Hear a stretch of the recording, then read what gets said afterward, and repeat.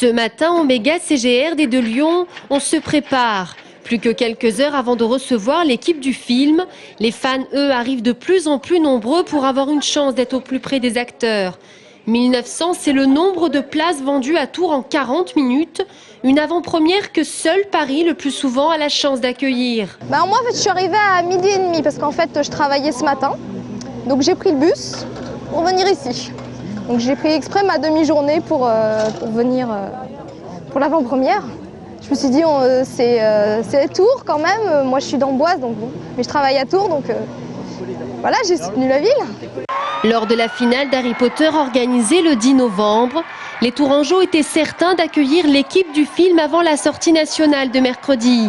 Pourtant, aujourd'hui, le film sort aussi dans d'autres salles en France. Alors, est-ce vraiment une avant-première ? Dans les autres salles, bon, ok, il sort, mais c'est des salles IMAX, donc c'est-à-dire qu'il y a 6 salles en France.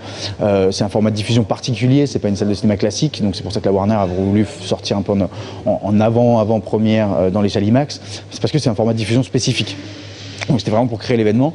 Nous ici, on sort quand même 48 heures avant la sortie du film officiel, et avec tout ce qui est chaud pour que les gens soient vraiment dans le monde d'Harry Potter, quoi.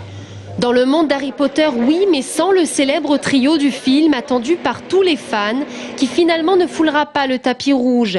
Déception ou non, il se dit en tout cas que quelques fuites de la Warner avaient laissé entendre aux finalistes bien avant que les acteurs principaux ne seraient pas au rendez-vous ce soir.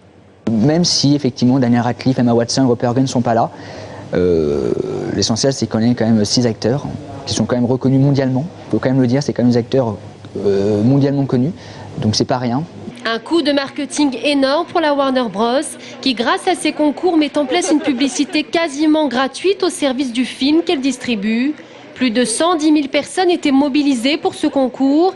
Il se dit que pour la deuxième partie du film, l'expérience se renouvellera, mais cette fois-ci avec encore plus d'ampleur. La suite donc au 13 juillet prochain.